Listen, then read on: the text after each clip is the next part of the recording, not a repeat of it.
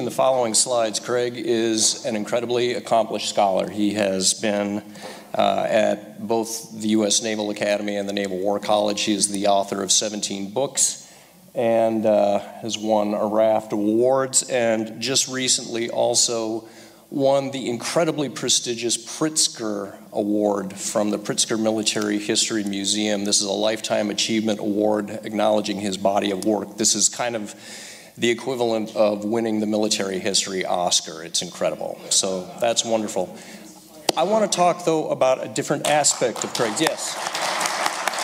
Well done. One of the things that has consistently impressed me about the Pacific War naval history community as a whole is that it has just been incredibly collaborative and collegial in nature. In the 25 plus years that I have been working with this group of people, they consistently are willing to share their insights and their knowledge, pointing out sources to people that they might have overlooked, in many cases saying, oh, yeah, I've got that, let me email that to you. When I first started working in this field, I never thought that people like Craig or Richard Frank or John Lundstrom would, even deign to answer my emails, and yet, they ended up becoming my friends. Without Craig, I don't know that I would have had the opportunity for some of the joint speaking engagements that we've attended at places like Pearl Harbor and most recently down in Texas at the NIMITZ Museum. Without Craig, I certainly wouldn't have had early access to the Sink Pack, the recipe for Admiral Nimitz's preferred homegrown cocktail that he served in Pearl Harbor and that I serve in my house pretty frequently. So that's just one of the benefits that I feel blessed in having as being a part of this wider community of which Craig is a prominent member. So please join me in welcoming to the stage not only an absolutely tremendous scholar in the field, but also a heck of a nice guy, my friend Craig Simons.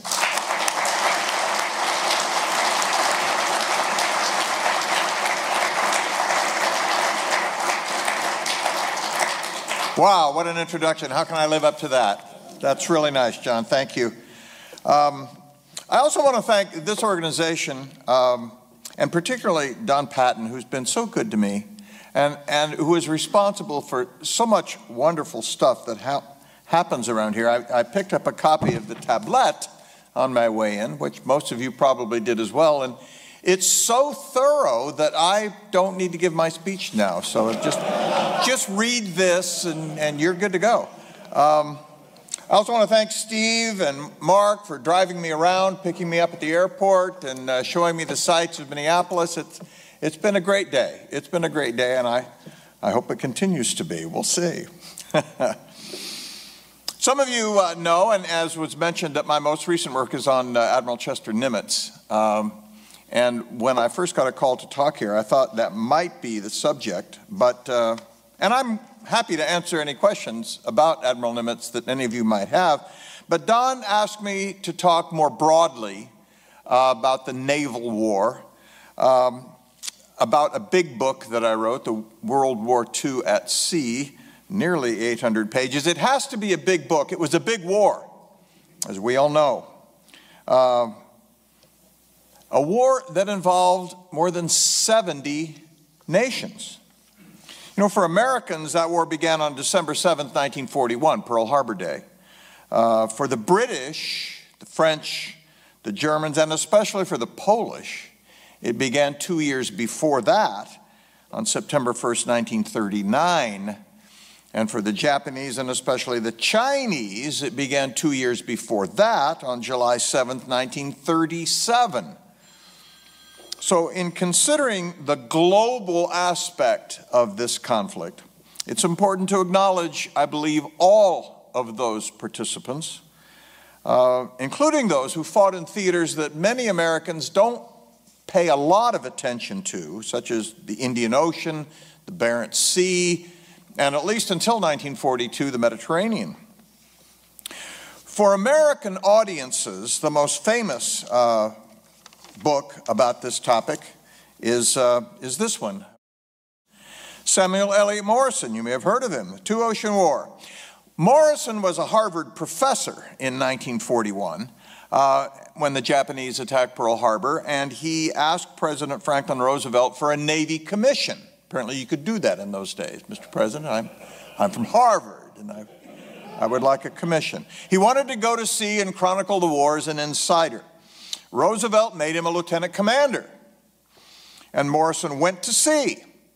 He was on board Navy ships at several historic events, including both the landings in North Africa and Operation Torch and the invasion of Okinawa in 1945. And he stayed with the Navy and the project and retired some years after the war as a rear admiral. So he was both Professor Morrison and Admiral Morrison. In addition to his own experiences, he had scores of other officers send him their reports, often first-hand accounts of aspects of the war that he did not witness personally.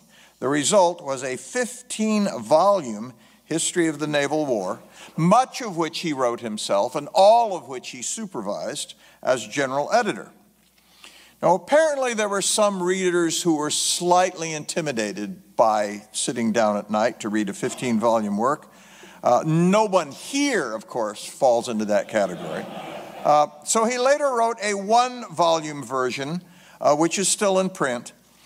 But note the title. Whoops, I got to back up here. Where are we going? Yeah. The Two-Ocean War. One that took place in the Atlantic, that featured particularly the war convoy defense against Hitler's U-boats, and another that took place in the Pacific, where combat was characterized by huge carrier battles as well as amphibious landings on islands from Guadalcanal to Okinawa. It is an excellent, quite readable account of the role of the U.S. Navy in two oceans. But remember, I said there were more than 70 nations, 72 nations, as a matter of fact, who took part in that war, voluntarily or involuntarily in a few cases, and nearly a dozen of those nations had substantial navies that played important roles. The U.S. Navy was the largest, or at least it became the largest by 1943, but it was not the only one. Then, too, the naval war was fought not in two oceans, but in at least 6, including the Arctic, as well as in several seas, including the Mediterranean and the Caribbean. It was, in short, a global war, quite literally a world war, more so than the First World War. In addition to the U.S. Navy and the British Royal Navy, we should not ignore the French, the Poles, the Russians, the Australians, the Canadians, the Dutch, and the Norwegians. Got to get that in here in Minnesota. Plus, of course, the Axis navies, the Germans, the Japanese, the Italians, who had a substantial naval force. All those navies played roles. Obviously, some more prominent than others in defining the trajectory, and I argue even the outcome, of the Second World War. So that's my first point. It truly was a global war. Now, the second point I want to make involves resources, and especially shipping.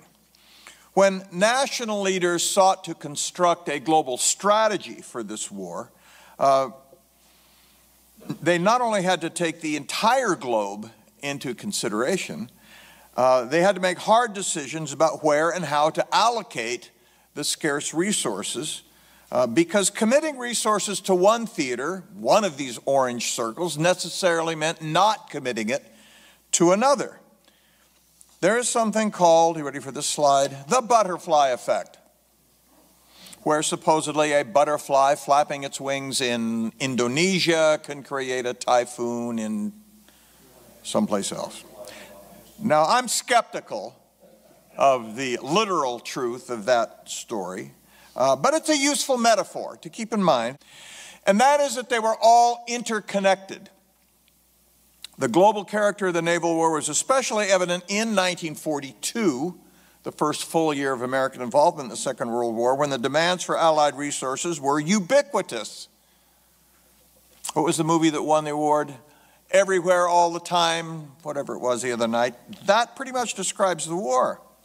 In the Atlantic, to fight off the U-boats. In the Pacific, to slow down, at least, to the Japanese. In the Arctic, to take supplies to the Red Army, which, after all, was bearing the brunt of the land war against the Wehrmacht. In the Mediterranean, where the British were desperately trying to keep open the supply line between Gibraltar and Suez.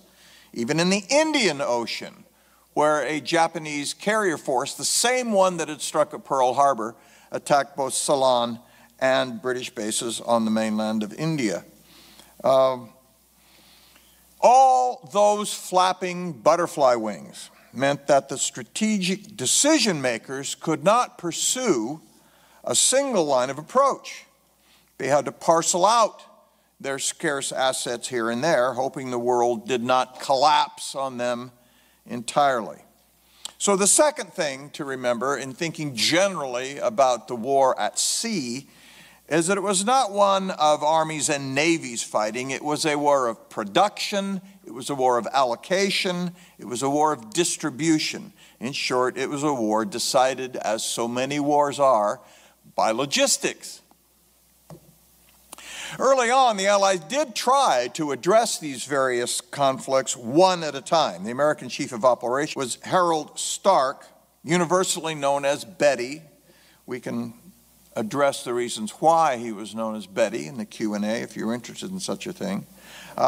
He came by it at the Naval Academy, where traditionally the upper class imposes a nickname on the plebes when they arrive.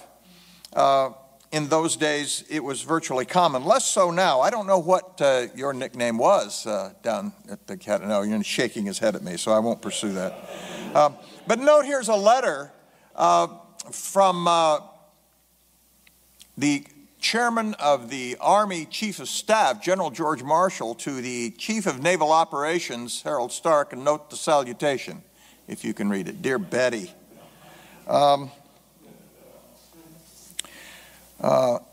So Stark became Chief of Naval Operations on August 1st, 1939. August 1st, 39, exactly 1 month before Germany invaded Poland to begin the Second World War.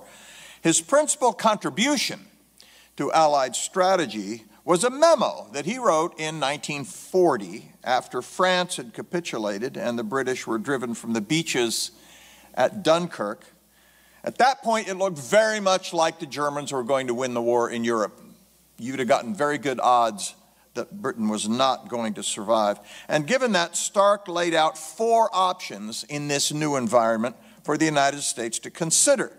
First, we could simply stay on the defensive and defend the Western Hemisphere. Tuck in, defend.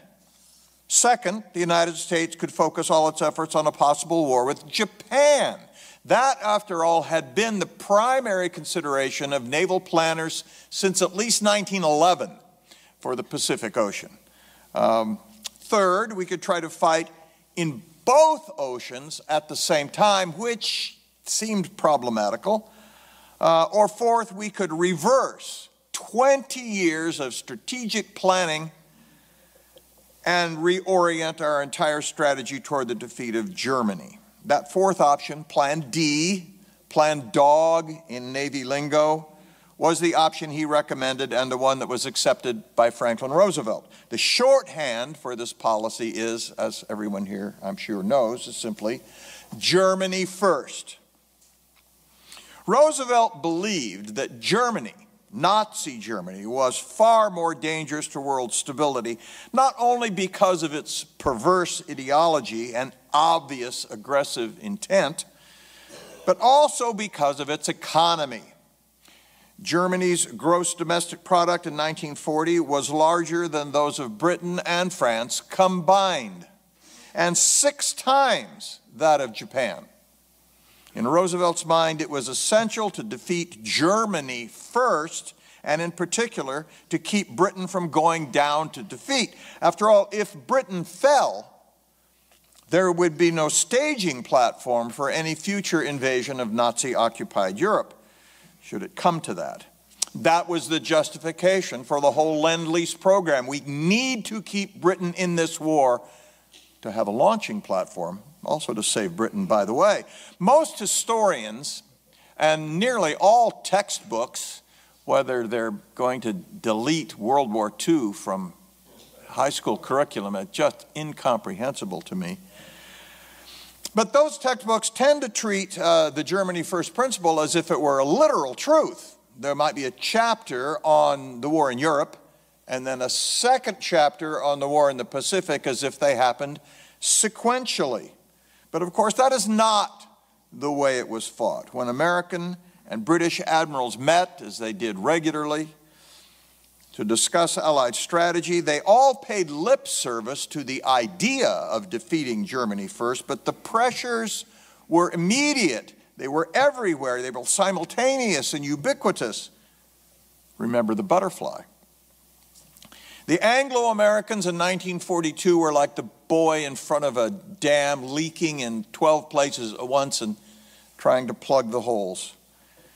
Every theater commander wanted more of everything, and the one thing that they specifically needed more of was shipping. So here's the third thing. In addition to being a global war fought by a dozen navies in 6 oceans, and a war that was driven by the production of the tools of war, it was a war in which there was never quite enough shipping. A few examples.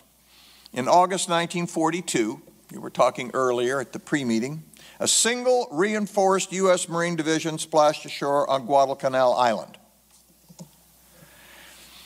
The one where the blue arrow there, the bottom of the Solomon Island chain. Most Americans had never heard of it, couldn't find it on a map at the time. Now this in itself is a violation of the Germany First principle. This is the first Allied offensive of the war, and it's in Guadalcanal. But Admiral Ernest King, the American Chief of Naval Operations, argued that this was not really an offensive, you see. It was merely to keep the Japanese from further expanding their Pacific Empire. They were trying to build an airfield there. So in his view, it was a defensive move. Okay. King, by the way, as most everybody here probably knows, was a notoriously gruff individual. He knew exactly how he wanted the war to be fought, and he was a powerful voice for assuming the offensive as soon as possible in the Pacific to keep the Japanese back on their heels, not to allow them to consolidate their defensive perimeter, which would increase the cost of taking it back later. He knew full well that putting a single Marine division ashore on Guadalcanal would be the camel's nose under the tent, because he knew that once U.S. forces were committed in the Solomon Islands, that they would have to be supported. They would draw more resources and reinforcement, like a black hole, into the fighting front, and that is exactly what happened. There was another complication, and that was what to do with this guy. MacArthur was such a senior general and very popular with the civilians back home. We read about him in the paper all the time, thanks to MacArthur's staff, who put out daily communiques. And that's especially following his "I shall return" announcement in Australia, that Roosevelt knew he had to give MacArthur an important command. Alas, MacArthur also had a lot of personal and political baggage. He was imperious. He was disdainful of others. The focus of much attention by others as a possible future presidential candidate. Roosevelt did not want to give him command of the entire Pacific, nor did he want to give him control of the U.S. Navy, something that would have made Ernie King's head explode. So, like King Solomon, he cut the baby in half. MacArthur got command of what was called the Southwest Pacific, or Southwest Pac, in the inevitable acronym. It was a fairly large command that, as you can see, included the continent of Australia, the Dutch East Indies, now Indonesia, including the big islands of New Guinea, Borneo, and Sumatra, the British colony of Malaya, Singapore, and, of course, the Philippines, which, as far as MacArthur was concerned, was the object of the entire Pacific campaign. The rest of the Pacific, embracing an area 5 times larger than MacArthur's, though of course mostly water, was called the Pacific Ocean Area, and it was put under the command of Navy Admiral Chester Nimitz. And of course I have to put this slide on the screen. I love this picture of him, by the way. He looks looking at that cameraman like, who let that cameraman on board this ship? So I'm not exactly objective in discussing the relationship between Nimitz and MacArthur. This slide, for example, which I think is a staged photograph, obviously, but the caption, I believe, should say, "Look, Doug, Japan is over here."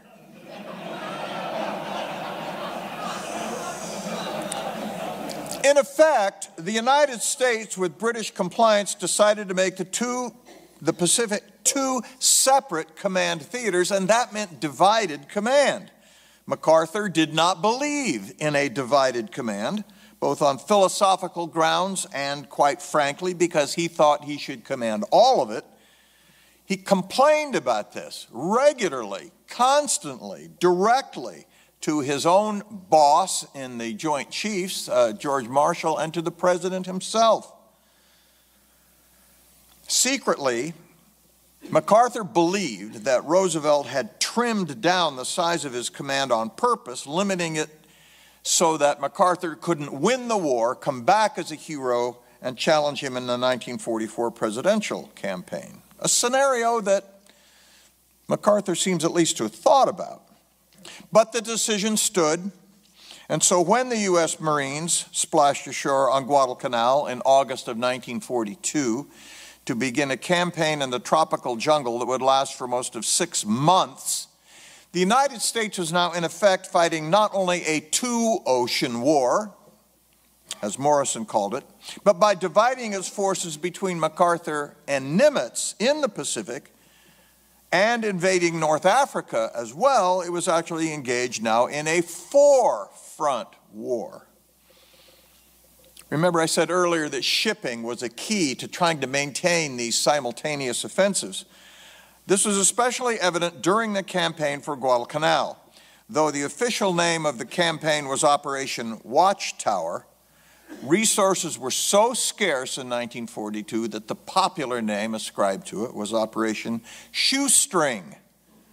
We went there early, we went there with inadequate resources, and we had a hell of a time sustaining those hard-pressed Marines on the island. Marines managed to hang on to that foothold, but only just. And the United States had to devote almost literally all the shipping it had in the Pacific Ocean to keep them there. But, and here's where the global aspect of the naval war became evident, at the same time the Marines were fighting to hang on to their little enclave on Guadalcanal, the Anglo-American allies also conducted an invasion of French North Africa. Having decided on a Germany-first strategy, Roosevelt and Churchill were eager to get Allied forces into combat somewhere in Europe, and since Europe itself looked like too tough a nut to crack, this is what was possible. It's a bit problematic in that there were no Germans in North Africa. That's embarrassing. But once U.S. and British troops landed there, the Germans arrived soon enough, as you can see with the blue arrows there coming from Sicily into North Africa. And as on Guadalcanal, sustaining and even expanding the Allied foothold in North Africa proved stressful. This is how the Atlantic and the Pacific theaters were really won.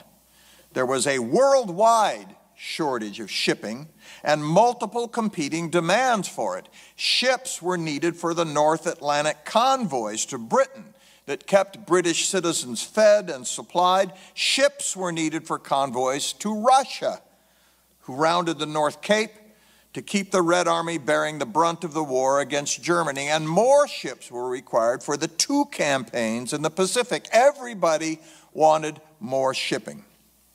Now, with those butterfly wings flapping in the Pacific and the Atlantic, let me take a few minutes to talk about the Mediterranean.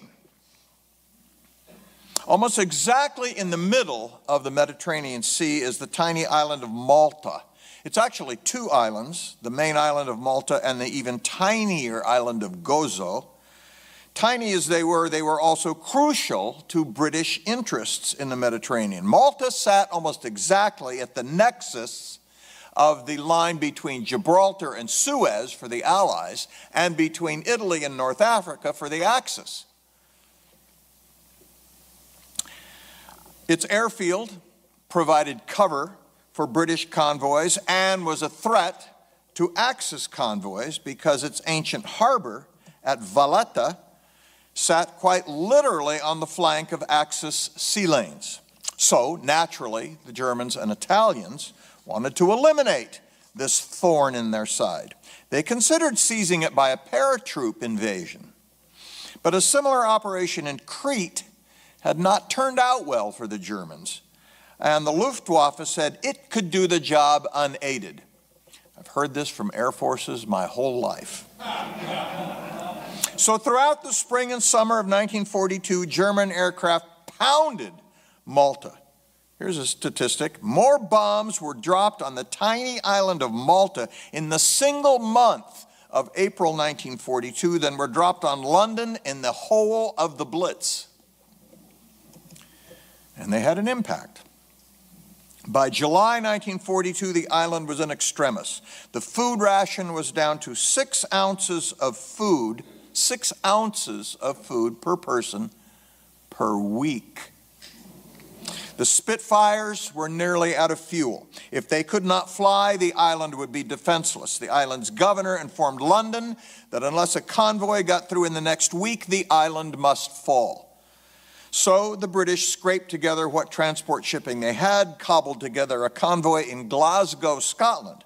It consisted of 14 transports, including the oil tanker Ohio, which was transferred from the U.S. flag to British service for this convoy. An argument can be made, in fact, I guess I'm making it right now, that in August of 1942, the Ohio was the single most crucial vessel on the planet. If she and her cargo of aviation fuel did not make it to Malta, the Spitfires would be grounded, the island would fall, the Axis would control the Mediterranean. Dubbed Operation Pedestal, the convoy set out in the first week of August. Now, here's why I'm telling you this story. Note the date. It's the same week the Marines went ashore on Guadalcanal. Here's an unmistakable manifestation of the global war being fought quite literally on the same day on opposite sides of the world. The Pedestal convoy, by the way, had the strongest escort of any convoy in history. These 14 ships were escorted by 2 battleships, 4 aircraft carriers, 7 cruisers, and 32 destroyers, all to guard 14 transports, but especially that oil tanker. It was a bigger escort force than either of the Japanese or American fleets that had fought at the Battle of Midway 2 months earlier. Most Americans never heard of it. It was a measure not only of the importance attached to the survival of Malta, but to the scarcity and value of that transport shipping. In the perilous trek from Gibraltar to Malta, the Pedestal convoy lost 2 aircraft carriers, 4 cruisers, several destroyers, and 9 of the 14 transports, and of course thousands of sailors' lives. It was, in short, a massacre, far worse than Allied losses off Guadalcanal that same week in the Battle of Savo Island. The Germans focused on the tanker, and rather amazingly, we actually have a photo of the moment she was hit by an aerial torpedo. But in spite of that, she somehow remained afloat. And 5 days later, with her decks awash, her back broken, no engine, no steering, no compass, and with pieces of a German bomber actually hung up in her superstructure, she was tugged, pushed, even carried into Valletta Harbor, where cheering crowds lined the waterfront and a band played Rule Britannia. Malta remained in British hands for the rest of the war. Now, my point in telling you this story is not just that it's a pretty amazing story, one that a lot of students of the Second World War overlook, but all sports involved in Pedestal, 9 of which were sunk, formed a pool of sea transport so limited that it restricted what the Allies could do strategically. This particular problem would never entirely disappear, but it would dramatically diminish over time because of American shipbuilding capability. And here's my final point about the naval war. What finally defeated the Axis in World War II was not just grit, bravery, sacrifice. It needed all of that. But even with that, it would have been difficult without American industrial productivity. This is most evident, of course, in the Battle of the Atlantic between German U-boats and Allied convoys. Even as the predations of the U-boats increased throughout 1942, the number of ships built by the United States increased too. By 1943, not only were there more escorts and more efficient anti-submarine weapons available to Allied convoys, but in a brutal and utterly critical assessment of the Battle of the Atlantic, the key was that by the end of 1942, the United States could build ships faster than the Germans could sink them. Here in this slide, you can see that from 1939 to 42, the number of Allied ships sunk by U-boats, represented by the black bars, was pretty frightening. Then in December of 42, the production of new ships, the red bars, surpassed 1 million tons a month for the first time and went up from there.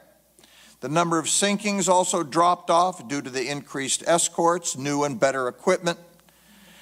It's a pretty gruesome calculus, but from 1943 on, it didn't matter how many ships the U-boats could sink. They would never get ahead of American shipbuilding. By 1943, the Germans had lost the Battle of the Atlantic, and they knew it. Here's a kind of a vivid example of how this new construction changed the war. Here is a photograph of a group working in a shipyard to lay the keel of a Liberty ship in 1943. So we'll call this day one. By the way, don't tell OSHA about the headgear on the shipyard workers here. I'm not sure it was up to reg. All right, here's day one. Here's the same ship, this ship, 1 day later. 1 day. Here it is on day 6, day 10, day 14, day 24, and there it goes. 1 month. 1 month. And there are hundreds of these shipyards around the periphery of the United States. This rather astonishing success of the American shipbuilding program meant that the convoys got through, the troop ships got through, the buildup for D-Day could begin. Speaking of D-Day, let me offer one more example of how the war was global in character. In June of 1944, famously, the Allies, Americans, British, Canadians, and French, invaded Nazi-occupied Europe at Normandy. It is the single most famous campaign of the entire war. Most students of the war are aware of what a massive undertaking it was, how many thousands of ships were necessary to execute it. Some stories of D-Day focus on what happened when the first landing craft hit the beach. At least as important is what happened before that. The essential building of the transports, the landing craft, especially the ships known as Landing Ships Tank, LSTs, which you can see here on Omaha Beach. These specially designed ships, like this one, did not even exist before 1942, but they were essential to carry tanks and trucks to the invasion beach. Despite the astonishing output of American industry that I just mentioned, there were never quite enough LSTs to go around. Commanders wanted them in the Mediterranean to land on Sicily and Italy. Other commanders wanted them in the Pacific for Tarawa and Kwajalein, and of course Eisenhower wanted them for the invasion of Normandy. The need was so universal, even U.S. shipyards could not keep up with the demand, so D-Day was postponed for a month, originally scheduled for May 1st, 1944, to June, in order to allow for the construction of 56 more LSTs. And yet, even as Allied troops fought for the Normandy beaches, a lesser-known second D-Day took place that same month, only a week and a half apart, half a world away, in the Marianas, on Saipan. Indeed, the naval armada for the invasion of Saipan was more powerful than the one at Normandy. The Normandy armada was numerically larger, but it had fewer warships, and of course no aircraft carriers, whereas the Allied invasion force for Saipan included 15 aircraft carriers, more than 1,000 airplanes, and 84 of those precious and scarce LSTs, even though Eisenhower was begging for just 1 or 2 more. Here then is another example of a truly global war. The fact that the Anglo-Americans could mount 2 enormous invasion armadas on opposite sides of the world at the same time shows first how the American industrial dynamo had changed the calculus of battle from 1942, when a shortage of transports threatened disaster at both Guadalcanal and Malta, to 1944, when the Allies could assemble 2 enormous invasion fleets, each consisting of thousands of ships. It also demonstrates how the naval war was global, simultaneous, and interconnected. Germany first was the official Allied strategy, and yet, by 1944, the Allies had become so dominant at sea that they could fight in the Atlantic and the Pacific and the Mediterranean and the Arctic all at the same time. All wars, including World War II, are eventually won on the ground. It's important, even for a naval historian, to acknowledge the horrific sacrifices made by Russian soldiers on the Eastern Front, by Chinese soldiers in Asia, that ground down the Axis powers over a period of years while enduring horrendous losses. And yet it is also important to remember just how much the course of the war was charted and steered, did you see the thing I did there? By maritime events. Thank you very much. I look forward to your questions. Dr. Simons wanted to give you all an exam. I pointed out that none of us are midshipmen anymore. Anyways, fabulous. Can you believe we can get this right here in Minnesota? So thank you for coming out, Dr. Simons.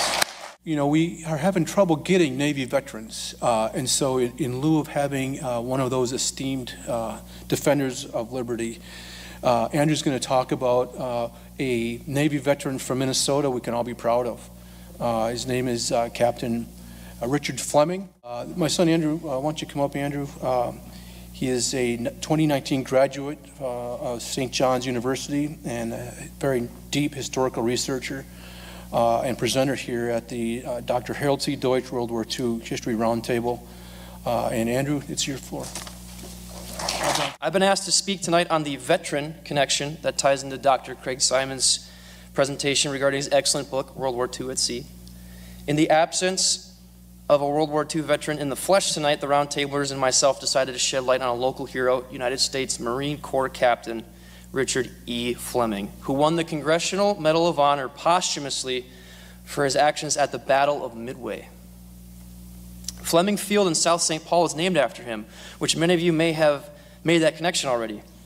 Captain Fleming sacrificed his life defending a tiny island in the middle of the Pacific Ocean and lived his life in the most purposeful and honorable way. I have titled my presentation for tonight, Overture of Sacrifice, and we'll see why later. Before I get started, there are a few organizations and individuals I need to thank who made my research tonight in the slideshow possible. I'd like to thank St. Thomas Academy, from which Captain Fleming is an alumni, the Congressional Medal of Honor Society, Fort Snelling National Cemetery, Dr. Craig Simons, retired Army Colonel Don Patton, retired Navy Captain Brooks Berg, and my colleague, Mr. Steve Dobbins-Beck. Each one of these programs that you see tonight is a team effort and nothing if not a collaboration between a lot of selfless people. All right, so here we are. Richard Eugene Fleming. He was born in 1917 in St. Paul. He was raised in St. Paul as well before the existence of Interstate 94 and the freeway system. Back then, St. Paul was a smaller city home to lots of German, Irish, and Polish immigrants and was a regional hub for riverine commerce and rail lines. Richard attended the St. Thomas Military Academy where he graduated in 1935 as the cadet commander, the top student cadet in his class. We will notice that Richard had a habit for distinguishing himself. He was a very gifted and intelligent individual with a knack for peer leadership and technical proficiency. Richard earned his Bachelor in Arts degree from the University of Minnesota in 1939, where he was a member of the Delta Kappa Epsilon fraternity. Delta Kappa Epsilon is still a functioning fraternity headquartered on University Avenue Southeast. I wonder if any of their current members are aware of the pedigree they're responsible for continuing. Those are some big shoes to fill. Now, for the rest of the slideshow, we will see that the United States Marine Corps and Richard Fleming's life will intersect for the remainder of his time on this earth. Richard's life as a civilian was not long for this world, and he was called to a higher purpose as soon as he graduated from college. I'm sure that he, like many young men at the time, knew there was trouble brewing in the world, and he must have known that he wanted to be ready in case the imminent conflict reached the United States. Fascinated with flight, he enlisted in the United States Marine Corps Reserve in 1939, shortly after earning his bachelor's degree. Lieutenant Fleming completed his flight training at Naval Air Station Pensacola, where he graduated again at the top of his class. By now it's 1940, and Germany has invaded Poland. The Nazi Jagdboot covers Europe, and France, Belgium, Luxembourg, and the Low Countries are all under Hitler's control. The United States is increasing its sanctions and embargoes on Japan, particularly concerning the emperor's oil supply, and tensions are rising. Lieutenant Fleming's first duty station was in San Diego, where he arrived a month before the surprise attack on Pearl Harbor.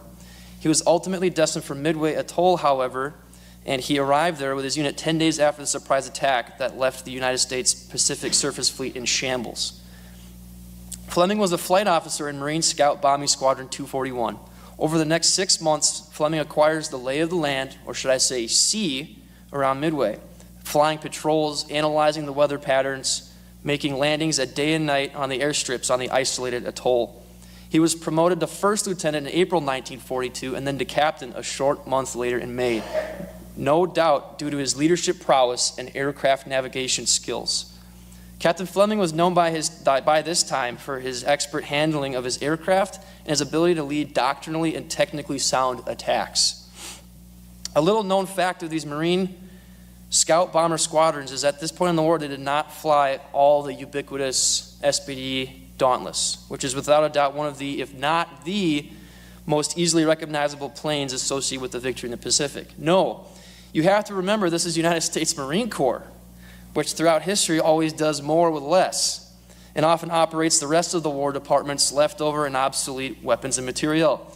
Let's not forget that after Midway, in the late summer of 1942, just 2 short months after, the Marines on Guadalcanal initially assaulted the island with bolt-action Springfield rifles and water-cooled 30 cal heavy machine guns, while the Army at the same time was prepping for land battle in North Africa a few months later with semi-automatic M1 Garands and lighter air-cooled 30 cal machine guns.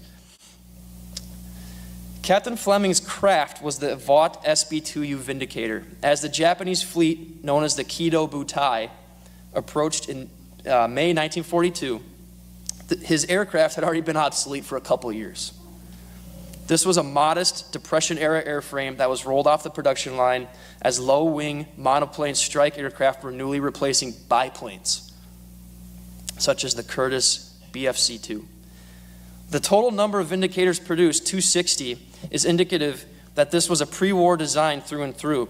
Also similar produced in modest isolationist-era numbers was another obsolete airframe that saw combat at Midway, the TBD Devastator. Vindicators were not mass-produced throughout the war because they were later replaced by more capable aircraft like the SBD, SB-2C Helldiver, and the Avenger.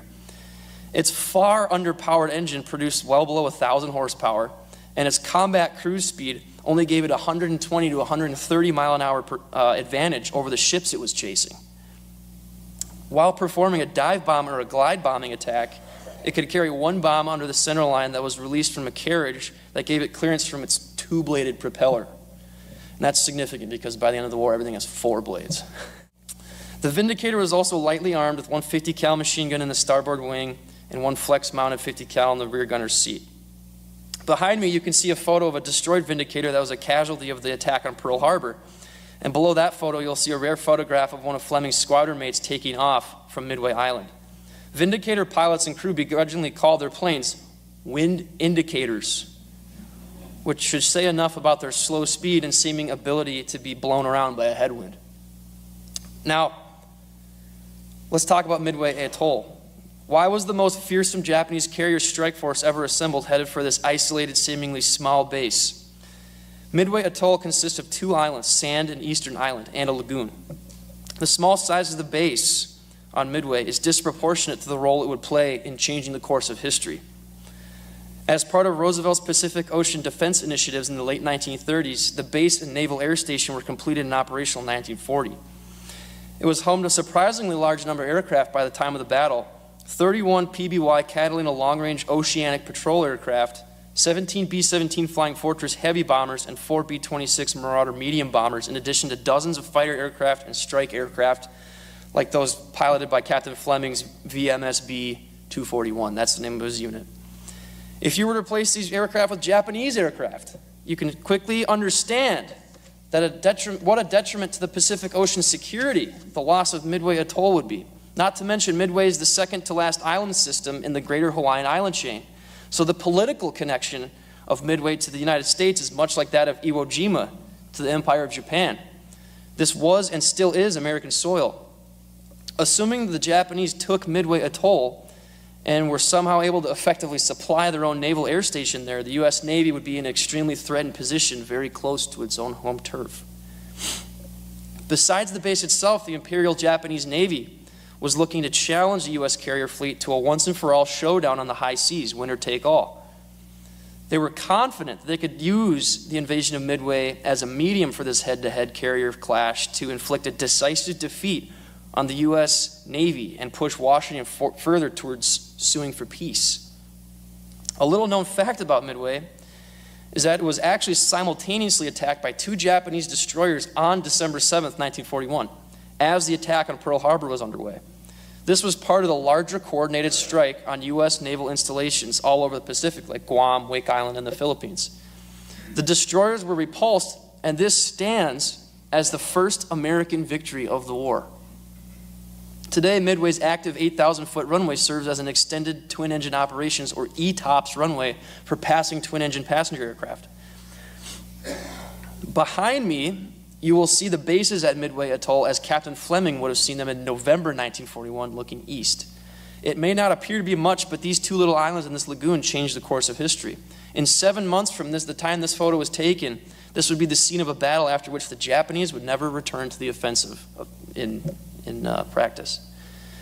The battle commenced on June 4th, 1942. U.S. Navy code breakers had long since broken the Japanese naval code and knew that the Kido Butai were steaming for Midway. Many of the people in this auditorium know the story of the Japanese destroyer Arashio and its fateful chase of the USS Nautilus, which ultimately gave the location of the Kido Butai away from the fuel-starved U.S. Navy strike planes led by Wade McCluskey. What is lesser known, however, is the Marine Corps' contribution to the battle on June 4th.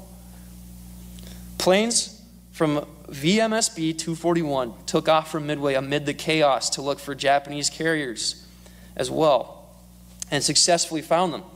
Captain Fleming's squadron commander, Major Lofton Henderson, was shot down during the Marine scout bomber's first strike on the Japanese carriers. Henderson would later be the namesake of the legendary airfield at Guadalcanal. This put Captain Fleming in charge of the squadron at only 24 years old. 2 years younger than myself, I should add. Few words can describe the weight on Captain Fleming's shoulders as he was charged with leading a group of obsolete 1930s strike planes against the baddest and saltiest pilots and sailors of the Imperial Japanese Navy.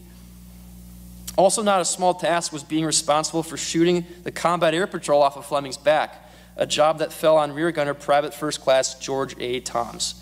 Without fear, Fleming and Toms led the 2nd Division of VMSB 241 on a dive bombing attack of the Mikuma, a massive Japanese heavy cruiser. These slow, underpowered aircraft stood little chance of success in the face of the complement of weaponry the heavy cruiser could fill the air with, along with its escorts. As a result of withering anti-aircraft fire, Fleming's men were unable to press home their attacks, and a few aircraft were lost on their approach to attack the Mikuma. Dauntless in the face of almost certain death, Captain Fleming pitched his lone Vindicator into a 70-degree dive, stressing the SB-2U's airframe to its limit. The urgency of this task must have been sitting deep in his stomach because Captain Fleming reportedly dove to an absurd 400 feet before releasing his bomb. At that low of an altitude, he must have likely missed the wave tops by mere yards as he pulled out of his dive. The forces on Fleming and Tom's bodies, let alone their aircraft, are sobering to even imagine. Captain Fleming's bomb hit its target, but it's unclear in historical materials what the effect of this bomb hit was. It wasn't until Captain Fleming rejoined his formation and landed safely back on Midway that he noticed his wind indicator had been perforated by 179 anti-aircraft round hits. He himself was wounded in 2 places as well and received medical attention that night. The next day on June 5th, Captain Richard Fleming awoke after only 4 hours of sleep, likely still in pain from his wounds, and was given another mission. This time, VMSB 241 was to go back out to the Mikuma and endeavor to sink it. It's not known whether Fleming and Toms took off that day in a fresh Vindicator or their one that was shot to hell the day before, but regardless, the 2 men took off to the skies for the final time in the lead of the squadron. Fleming's plan was a coordinated glide and dive bombing attack that would hopefully split up the target package's anti-aircraft defenses and ensure a higher chance of bomb hits. While on approach as part of the glide bombing element, Fleming's SB-2U was fatally struck by likely a 25mm anti-aircraft round from the heavy cruiser and caught fire. But, always leading by example and not one to leave his mission incomplete, Captain Fleming continued on. He must have known he was about to die. With his last actions on this earth, he released his bomb at, again, an absurd 500 feet above the Mikuma, landing a very near miss, and then crashed into the sea. Behind me, you'll see an artist's watercolor rendering of Fleming's last actions with his Vindicator on fire and going down above the Mikuma. Richard Fleming led by example from the time he was a young adult until he took his last breath at the controls of his doomed aircraft. His willingness to attack the enemy even while facing long odds beckons for the excellence that followed him from St. Thomas Military Academy in St. Paul, Minnesota, to the bottom of the Pacific Ocean. The Battle of Midway decimated Fleming's squadron. Of 30 aircraft, 23 were lost. 36 airmen were casualties. These men that went down joined their brothers of the Navy torpedo squadrons, who were the only elements of the U.S. strike squadrons to suffer more losses. Fleming's surviving squadron mates never forgot his final actions and recounted them in detail when they landed back on Midway. Through the military channels, Fleming was considered for and then awarded the Medal of Honor posthumously. His mother received the medal in his place on November 4th, 1942, just 2 days after what would have been his 25th birthday.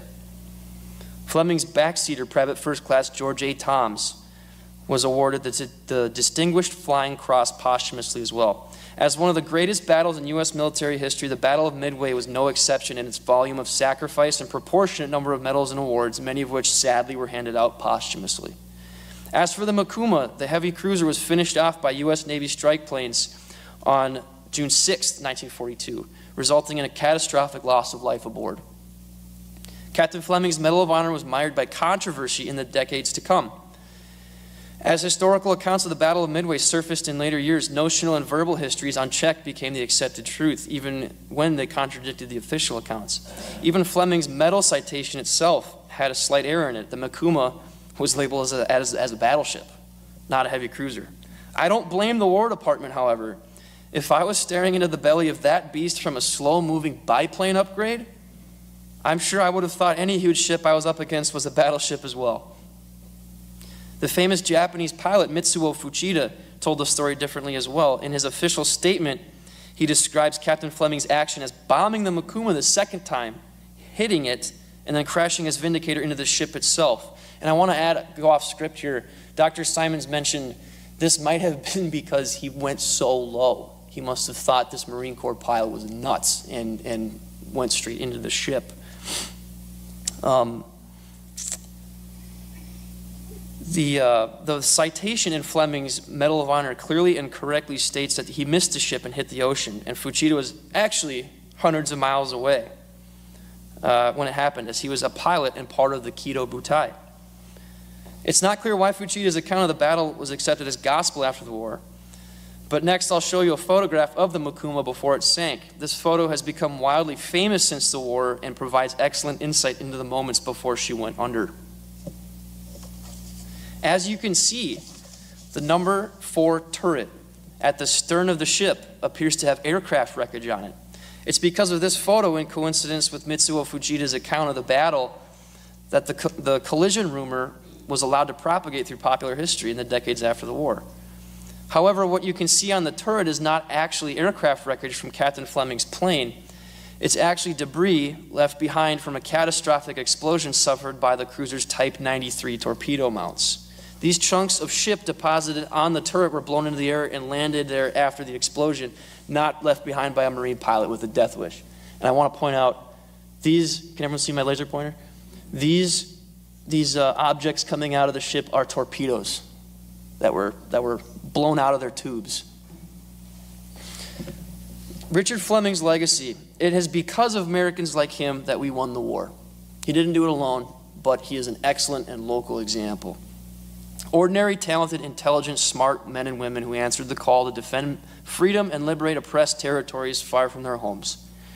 He is one of the early cases we can look to and see bravery and duty exemplified to the highest degree. Tragically, the Allied victory in 1945 had the motif of extreme sacrifice displayed throughout the entire conflict, like a severed vein. Richard Fleming's contribution to the victory over evil in the Pacific reverberated throughout the war, and many, many, many other examples we can look to for inspiration. And behind me I have lots of depictions of them. In the paratroopers in Normandy, led by Lieutenant Colonel Richard Cole of the 502nd Parachute Infantry Regiment, who led a bloody bayonet charge across Purple Heart Lane to rout the defending Germans. The Marines landing at Tarawa, who suffered insane casualties to learn tough lessons about island-hopping warfare.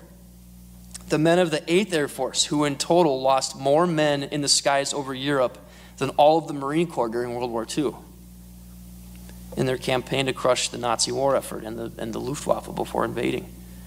And finally, in the same theater as Fleming, the TBD Devastator pilots, who themselves were devastated, but drew the Japanese combat air patrol to low level and unintentionally let the SBD's high-angle approach to the Kido Butai go more or less unguarded.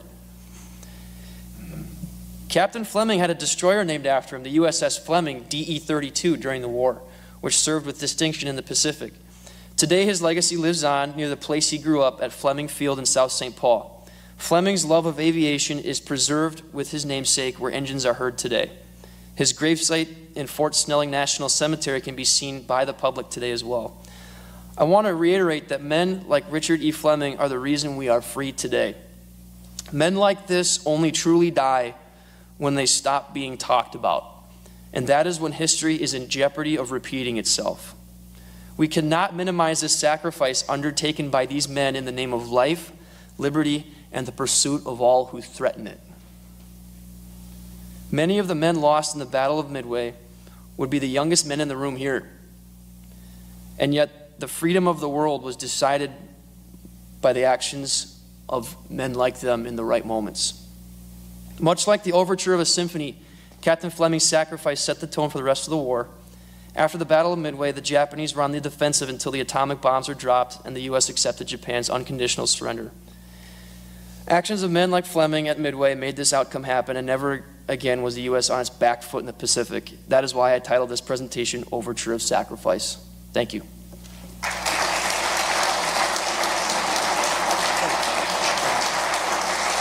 In the spirit of the two-ocean war, I'd like to also present Mike Gardia. Mike Gardia is an internationally recognized author and military historian, a veteran of the United States Army as an armor officer. He's twice been nominated for the Army Historical Foundation's Distinguished Book Award.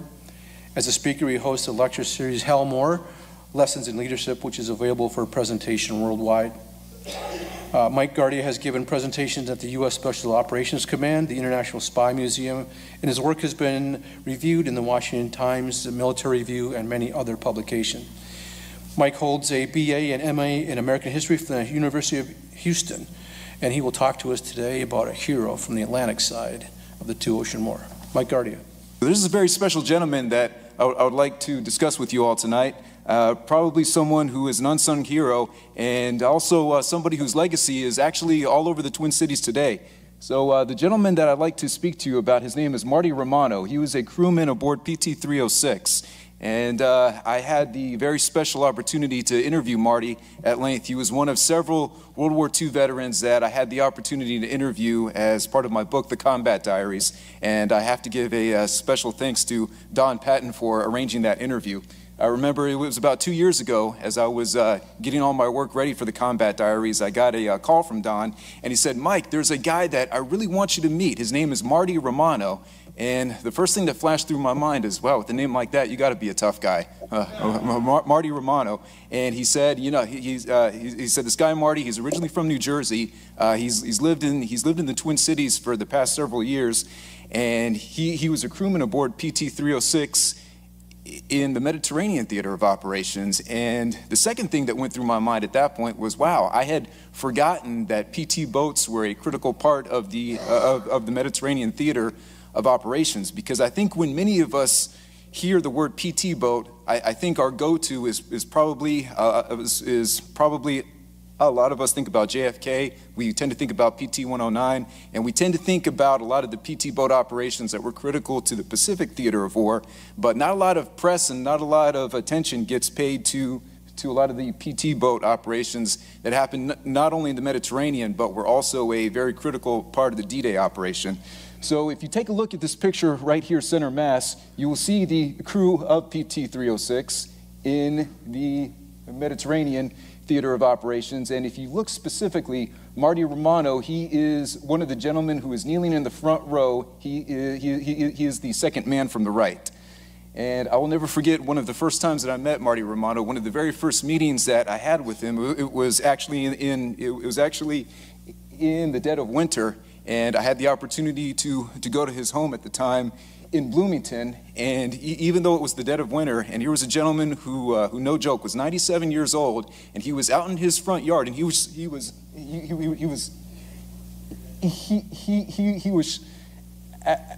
actually shoveling snow, and he was doing it with the dexterity of a 30-year-old. I mean, he was just doing these piles of snow like it was nobody's business. And I was thinking to myself, gosh, if I make it to 97, I want to be that strong, and I want to have that much energy. And when I spoke to him when I spoke to him for the first time, yeah, I was incredibly impressed not only by how energetic he was, but he had that raspy New Jersey accent. He looks at me and he says, "Oh, hey there, Mike, how's it going? Hey, you just go on inside and you grab yourself some coffee. I'll be right with you." So I go inside and the house is immaculate. He comes in, he shakes off, you know, he's shaking around like a 30-year-old. He sits down right in front of me, he takes a big swig of coffee and he's like, "Okay, Mike, what can I do this for?" And that started a very long series of interviews for the Combat Diaries that I had the opportunity to sit with him for. Now, if you take a look there's Marty Romano, and tragically, he recently passed away. As a matter of fact, he passed away. It was actually just this past February. He was 98, only a few months shy of his 99th birthday. but as you can see in that picture, it looks like he's about to make me an offer I can't refuse. So the story of Marty Romano begins, as it is, in the concrete jungle of Jersey City. He was born in June of 1924 in Jersey City, New Jersey, and he was the first generation American-born son of Italian immigrants.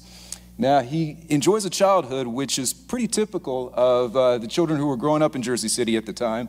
You know, he plays a lot of stickball in the street. He indulges himself in the local variety of athletics. He learns how to work on cars. But unfortunately, this was a point in American history where a lot of Italian immigrants, and particularly a lot of Italian Americans, were either discriminated against or they were looked upon with a lot of suspicion. And unfortunately, Marty Romano was no exception. But despite all that, he graduates from Dickinson High School in 1941, and his first job out of high school is as a machinist apprentice. He's working for a firearms manufacturer. He's learning how to tool all of the different components that go into these firearms. And he was especially proud of the fact that he learned how to operate all this machinery, and he said that he could bore the diameters of those barrels within 1/1000th of an inch. Well, because he is a machinist and because he has extensive experience working with firearms, that makes him a prime candidate for the draft. And not only that, that also makes him a prime candidate for the Navy. When he goes into the induction center, he finds out that the Navy is very hard up for machinists, and in particular, he becomes a machinist mate, the person who is responsible for operating the engine compartments throughout any of the variety of ships. So he's inducted into the U.S. Navy in September of 1943, and by this point, the war, at least for the American side of things, has been going on for the better part of 2 years now. And while he is in the middle of boot camp, he has no idea what exactly he's going to do after boot camp is over. He knows that he is going to be a machinist mate, but he has no idea what type of craft he'll be assigned to.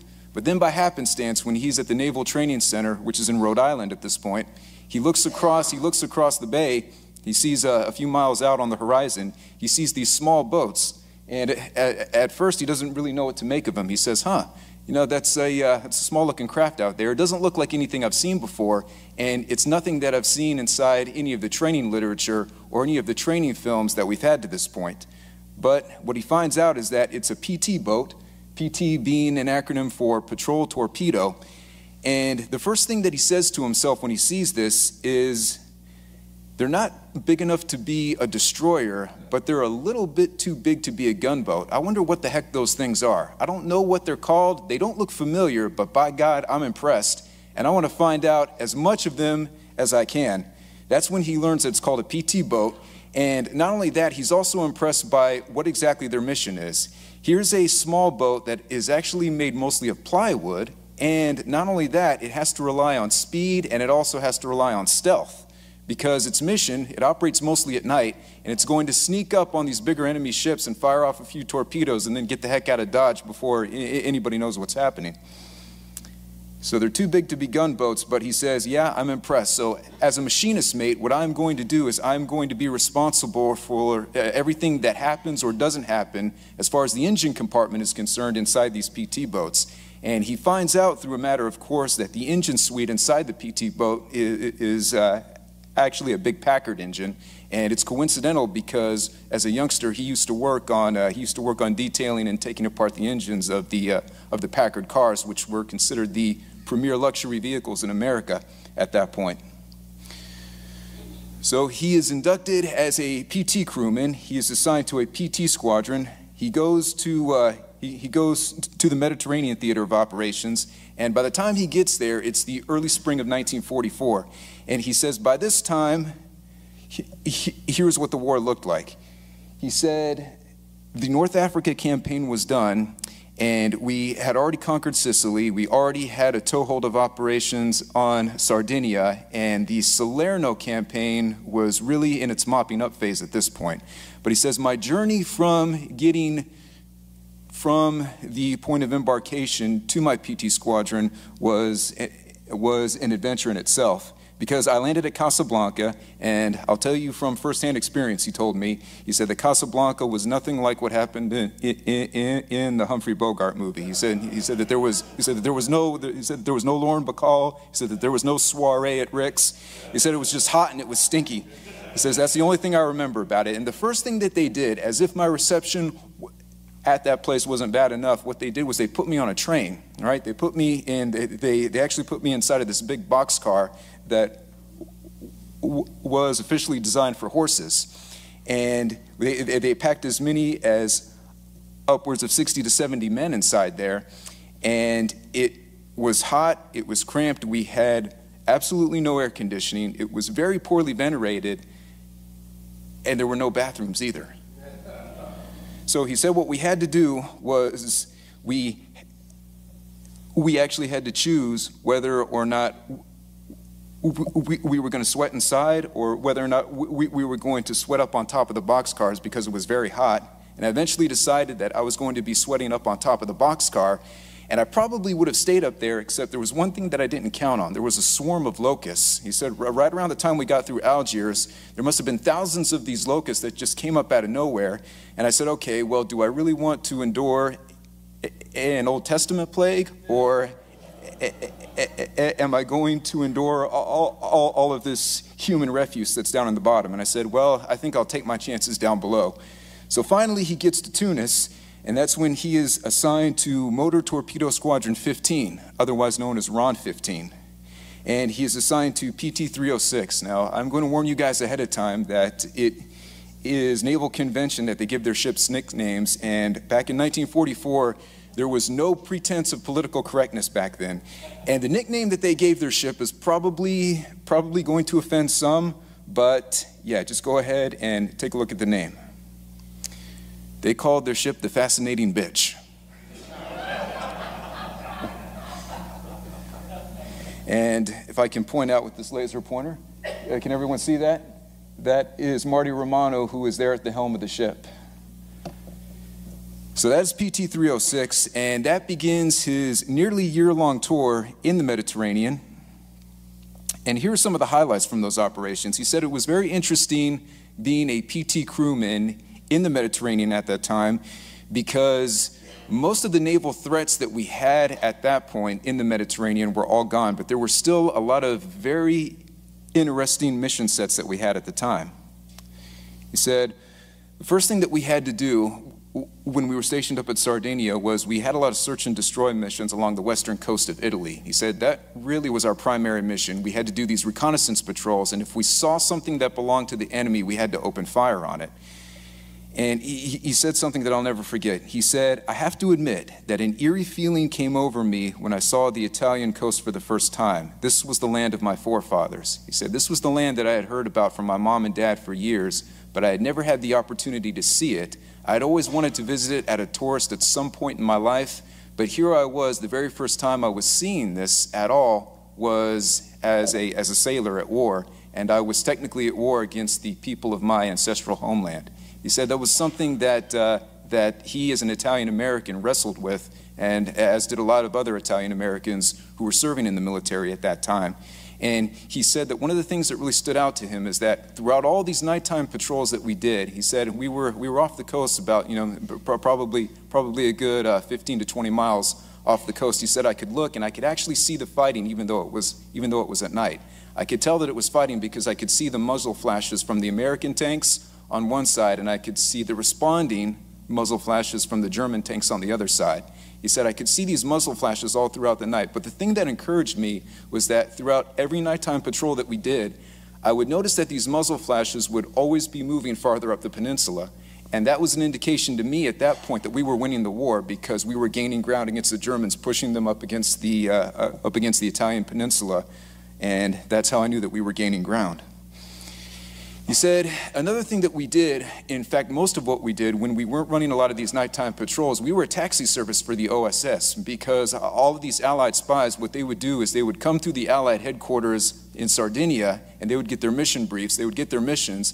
They would hop a ride on a PT boat, and then we would take them to their drop-off point, and that actually constituted a lot of our nighttime missions. We would drop off one spy at one point on the coast, and then we would go probably 10 to 15 miles up the coast, and then we would pick up another spy, and we would take him back to base, and it was this constant game of dropping off and picking up, and we would do that throughout all of these spy missions. But it was a very critical mission for us, because we knew that for every spy we picked up, that they were bringing back critical intelligence and also critical information, and that they were helping us win the campaign on the Italian peninsula.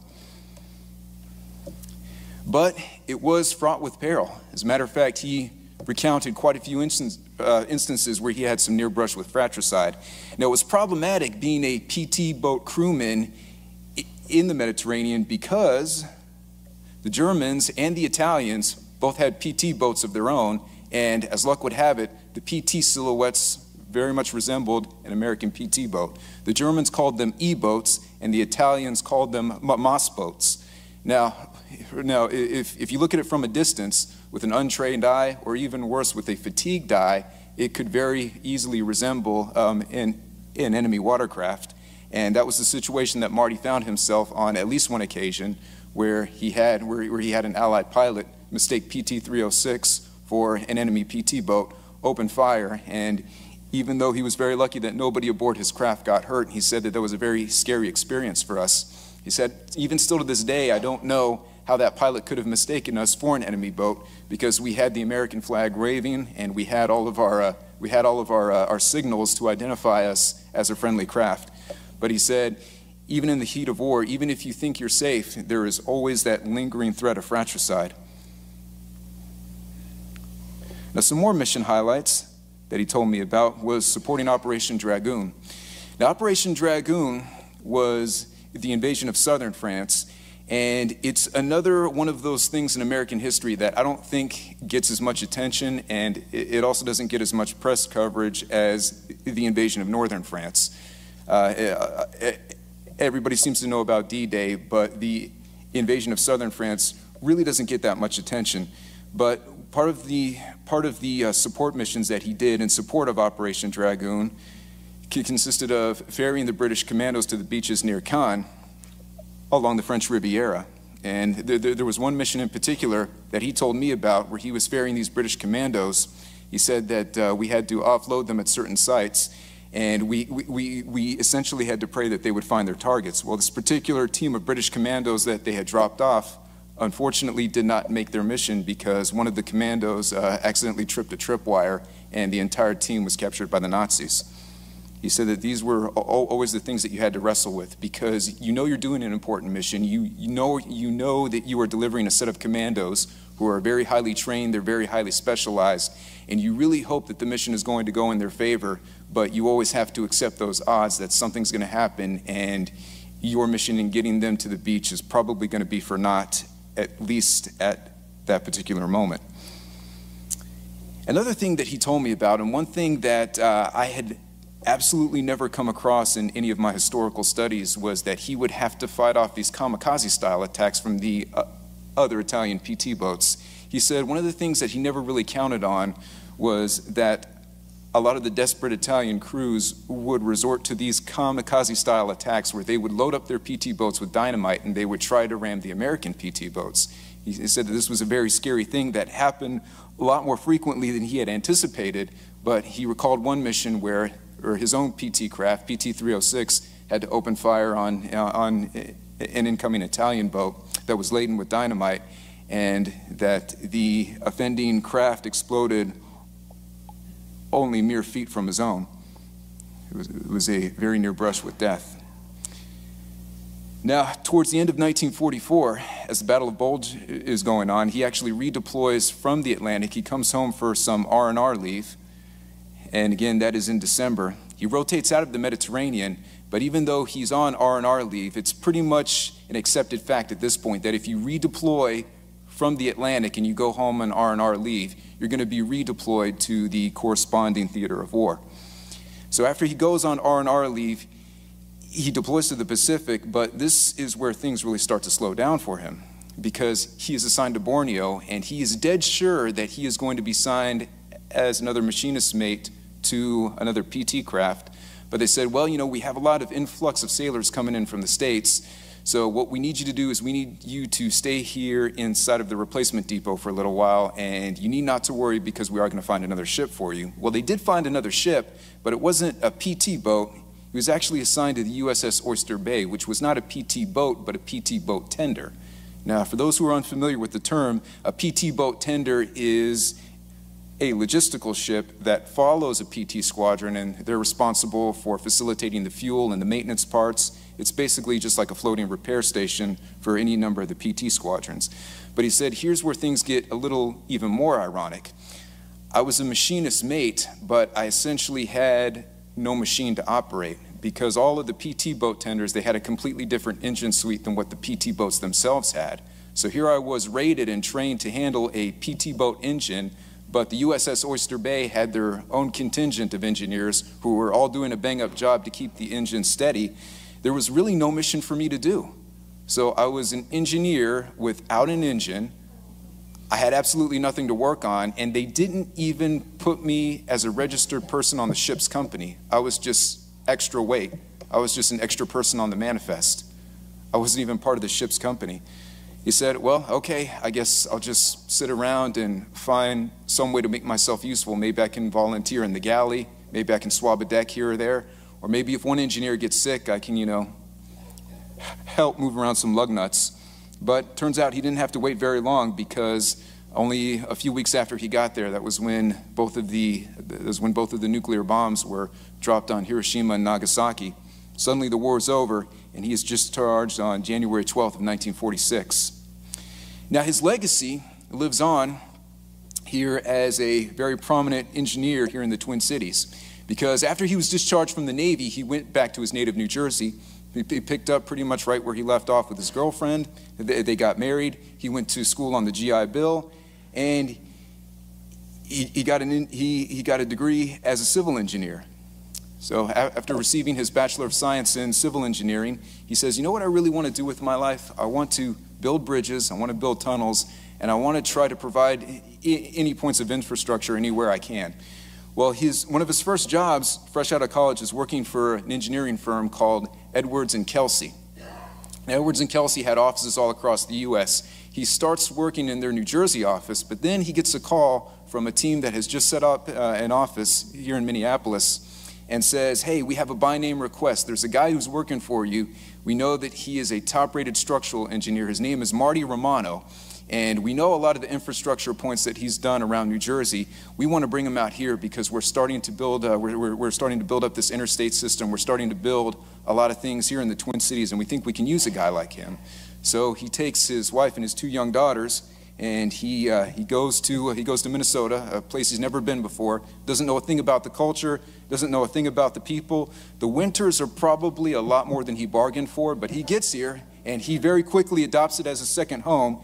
And as a member of Edwards & Kelsey, he becomes one of the managing directors, and he was the head engineer for a lot of projects that you and I, as residents of the Twin Cities, are familiar with, and even points of infrastructure that we've driven through on a regular basis. For instance, he was the chief engineer and designer of the Lowry Hill Tunnel. If you look right here, yeah, this big tunnel right here that's under 494, yeah, this tunnel right here, one that you and I have driven through many a times, he was the lead engineer. He was the structural designer for that. Aside from the Lowry Hill Tunnel on 94, he was also the principal designer and chief engineer for the 11th Street South Bridge, which you can see right there. And not only that, his seminal project, one that he worked shortly before his retirement, was the Richard I. Bong Memorial Bridge, which many of you are probably familiar with. This is what connects Duluth to Superior, Wisconsin. Here is the Duluth side, here is the Superior, Wisconsin side. This, for a long time, was the prominent bridge across all of the Great Lakes. So here you have a man of a very humble background who really fits the narrative of the greatest generation. He was a regular person just like you and me, who rose to the occasion, and when the chips were down and the odds were stacked against him, he rose, he accomplished great things, and not only that, after he served his country, he continued that legacy of service, and even as a transplanted fellow from New Jersey, came here to the Twin Cities and left his mark in ways that will outlive him and outlive all of us, really. All of these key points of infrastructure here are a testament not only to his brilliance, not only to his stick-to-itiveness and his perseverance, but also a standing legacy to a regular man who rose to the occasion when his country called, even at a time when his own people were being discriminated against here at large throughout America. So, and that is the story of Marty Romano, who, as of a few weeks ago, has been dearly departed. Thank you. At this time, we'd like to go to Q&A. That ship that you were showing being built for 24 days, what type of ship was that? That one happened to be a Liberty ship. They built 2,700 Liberty ships during the war and about 1,000 Victory ships, which had the same function. It was just an all-purpose transport vessel. Displaced about 10,000 tons, could carry general cargo, not personnel generally, but just to get stuff from place to place. There's one of them still afloat. The Brown is in Baltimore Harbor and open to visitors. So you can go on board and take a look at it. And even goes out to sea. You can, if you time it right, you can get a cruise around the bay on it. So I have a question about your book, The NIMITZ at War. Where did you get most of the information and background on him? And did you spend a lot of time in his hometown of Fredericksburg, Texas? Yes to both. Most of the information, not by most, I mean more than half probably, came from the collections, special collections in the NIMITZ Library, how appropriate is that, at the United States Naval Academy. I find it very interesting that the field house, when I was teaching there, was named for Bill Halsey, appropriate, but the library was named for Chester Nimitz, and I think somehow that's pretty appropriate too. But they have in there a lot of letters that he wrote, and letters about him, and oral histories of people who knew him. And then a second, probably the second most important, was at the Navy Yard in Washington, D.C. There's a collection that's generally called the Gray Book. I don't know why it's called the Gray Book, because they're in blue bindings, but the Gray Book is 8 fat volumes, about 1,000 pages each of that tissue paper that they used for carbon copies in World War II. All the messages that went in and out of Nimitz's headquarters throughout the war, as well as a running summary that was kept by his chief of staff, Captain Steele, every day. And he would have a staff meeting every morning at 9 o'clock, and he'd say, all right, where are we? What are we talking about? What are we doing? And their minutes from those are in all of those volumes. So that's a great source. You ask about the Nimitz Museum in Fredericksburg, Texas, of which I was a director for 6 years. It's a great museum. If you haven't been, I highly recommend it. It's in the hill country of Texas. You wouldn't expect the National Museum of the Pacific War to be in the hill country of Texas, but it was established there because that's where he was born and where he was raised in nearby Kerrville. And so they have a lot of material as well. Those are probably the 3 best places for material on Chester Nimitz. Thank you for the question. The British Navy operated in Norway and off Dunkirk and Greece. Did that affect the U.S. Navy's thinking of how they would be able to operate by the Japanese? Yeah, there are a couple of ways in which the experience of the Royal Navy in the Mediterranean influenced, I think, thinking about the war, not only for the Americans and how we would respond, but for the Japanese as well. You know, the British launched a daring airplane torpedo attack on the Italian fleet at Taranto early in 1940, and interested observers were included representatives from the Imperial Japanese Navy who said, oh, look at this, airplanes from carriers can sink battleships at anchor. What a good idea. That may not be the sole inspiration for their subsequent attack, but I think it did contribute to it. And you mentioned the Royal Navy in Greece, and what was the other one? Where else? Norway. You know, the Norway operation is understudied. I notice we talk about you know, the German conquest of the lowlands and the fall of France and so on, the conquest of Poland. Norway, the Norway expedition was entirely conducted by sea, subsequently supported by air, but in a curious sort of way, the Germans loaded all their soldiers onto destroyers and just ran them into harbors, and they climbed out over the side and took over the country. I mean, it was an astonishingly bold maneuver and should not have worked, and somehow did. So I think paying attention to the Norwegian campaign, the Greek campaign, and as I already mentioned, the Toronto campaign, lots of lessons to be learned by both sides from the Royal Navy experience. And of course, it's useful to remember the Royal Navy had been at this for 2 years before we're even in the war. And their whole attitude was, look, we know what we're doing. You Yanks are late to the party here, and we like your money, and we like your ships and your tools of war, and your manpower is going to be useful if you leave our women alone. But we know what we're doing here. Stop trying to affect our strategic thinking. So there was a bit of pulling and tugging throughout the entire war in that respect. The picture that you showed of MacArthur and Nimitz got me thinking. I'm curious about how well did they collaborate and coordinate their strategies in the Pacific? Was there any clash of egos? Nimitz, one of Nimitz's several great skills was his ability to read the room and judge his circumstances and deal with people where they were effectively. He knew MacArthur was a difficult guy to work with and went out of his way to be agreeable. He had the same relationship, by the way, with Ernie King, another tough guy to get along with. King and Nimitz met 16 times during the war, and King would start telling him what to do, and Nimitz would, yes, sir, a fine idea. Have you considered this possibility? We all have dealt with people in our professional and personal lives where you just have to calibrate how you're going to deal with those folks.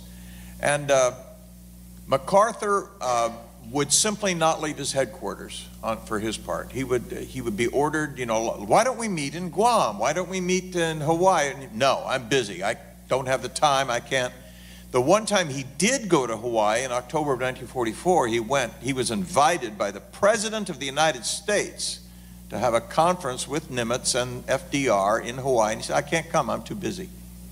So Roosevelt's chief of staff, Leahy, rewrote the invitation as an order. And so MacArthur showed up, but he was not happy about it.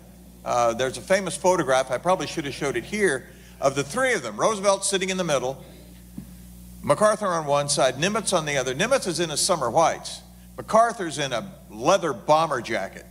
Now this is July in Hawaii, but there he is in the bomber jacket.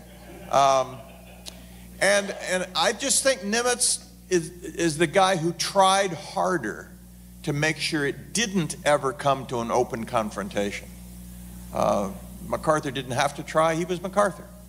Craig, what a wonderful presentation, and I don't want to overshadow that, but I want the audience to recognize these two young historians who did such a wonderful job. When I was planning this program,